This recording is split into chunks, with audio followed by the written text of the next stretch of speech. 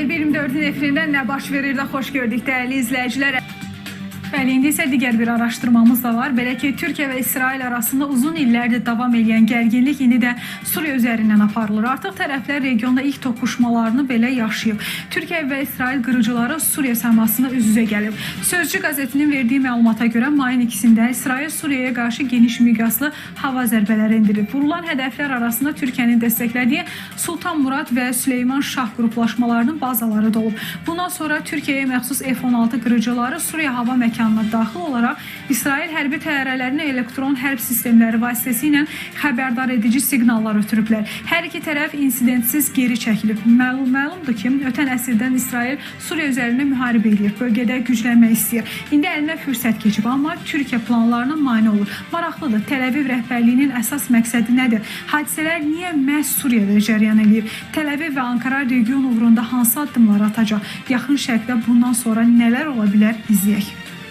Əslində bu tərs hadisələrin baş verəcəyi ilə bağlı hələ ötən ay Türkiyənin Xarici İşlər Naziri Hakan Fidan xəbərdarlıq etmişdi. Fidan əlaqələrin mümkün qədər tez bərpa olunmasını, əks təqdirdə qırıcılar daxil bir çox çaxnaşmanın reallaşacağını demişdi və elə də oldu. Həmin dövrdə Tel-Əvivlə Ankara arasında münasibətlərin qısa zamanda düzələcəyi iddia olunsa da, Trumpın regionla bağlı dəyişən siyasəti kartların yenidən paylanması ilə nəticələndi. Belə ki, dünənə qədər Amerika Birləşmiş Ştatları Rusiya əlaqələri Şərqi Avropadakı gərginlik səbəbindən heç də yaxşı deyildi. Vaşinqtonun Avropa İttifaqı və Moskva ilə münasibətləri düzəltmək üçün Ankaraya ehtiyacı var idi. Qoca qitənin nümayəndələri ilə əlaqələr istənilən səviyyədə olmasa da, Ağ Ev artıq Kremllə münasibətləri istədiyi formada düzəldib. Yəni, dolayısıyla Birləşmiş Ştatların artıq Türkiyəyə çox da ehtiyacı yoxdur. Odur ki, Amerika Birləşmiş Ştatları İsrailin əli ilə bir növ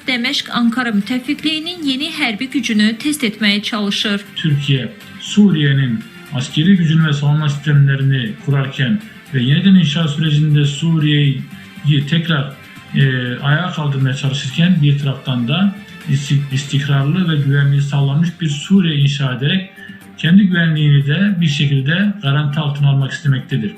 Ancak Türkiye'nin Suriye hamleleri başta İsrail, İran, Rusya ve diğer bu coğrafyada planları olan ülkeleri rahatsız etmektedir. Bu nedenledir ki İsrail, Türkiye'nin neler yapabileceğini, Türkiye'nin nereye kadar direnebileceğini test etme amacıyla Suriye'ye saldırılarını aralıklarla devam ettirmektedir ve Türkiye karşı hamlelerle İsrail'i perdelemeye ve engellemeye çalışmaktadır. Bundan başqa İsrail ötən əsrdən bəri Suriya üzərində müxtəlif hərbi əməliyyat keçirir və Əsəd rejiminin devrilməsi ilə bölgədə tarix bir növ yenidən təkrarlanır. Amma bu səfər də Tel-Əviv planlarına Ankara mane olur və tərəflər arasında qarşılıqlı münasibətlərin qurulmasını istəyir. Netanyahu hökuməti isə danışıqları rədd edir. Çünki Suriya və regiondakı bir çox ərəb dövləti İsraili hələ də rəsmi olaraq tanımır. Odur ki, bölgədə sabitliyin bərpası üçün Suriya İsraili dövlət olaraq tanımalıdır. Bəlkə bundan sonra Tel-Əviv hədəfini dəyişərək regionda sabitliyin yaranmasına icazə verə bilər. İsrailin açıq da deməsə tələbi nədən ibarət? İsrailin tələbi ondan ibarətdir ki, Suriyanın yeni hökuməti, bu Əhməd Əş-Şərəli, açıq şəkildə İsraili ərazilərini tanısın, İsraili dövlət kimi tanısın. Çünki əsas məqsəd nə idi? Suriya İsrail dövlət kimi tanımırdı. Suriya anti-İsrail koalisiyasının üzvü idi. Burada əsas məsələdir ki, Suriyanın üzərindən, Suriya nə qədər dərəcədə suveren bir dövlətdir. Suriya öz müqəddəratını necə görür və Suriya İsraillə danışıqlara getmək istəyir. Məsələn, bu druzlarla bağlı bəhanələr çoxdur burada məsələlərdə. Amma əsas səbəb Suriyanın İsrail dövləti kimi tanınmasıdır və İsrailin suverenliyini tanımasıdır və bundan sonra İsraillə əməkdaşlığı necə qurmaq istəməsidir. Suriyanın İsraili rəsmi olaraq tanınması isə radikal Əl-Şara hakimiyyəti dövründə real görünmür. Türkiyə isə Suriyanın ərazi bütövlüyünün pozulmasına imkan verməyəcəyini diktə edir. Yəni, hazırki geosiyasi konfigurasiya yaxın şərqdə xaosun davam edəcəyini göstərir. Bu isə Amerika Birləşmiş Ştatları üçün məqbul statu quodur.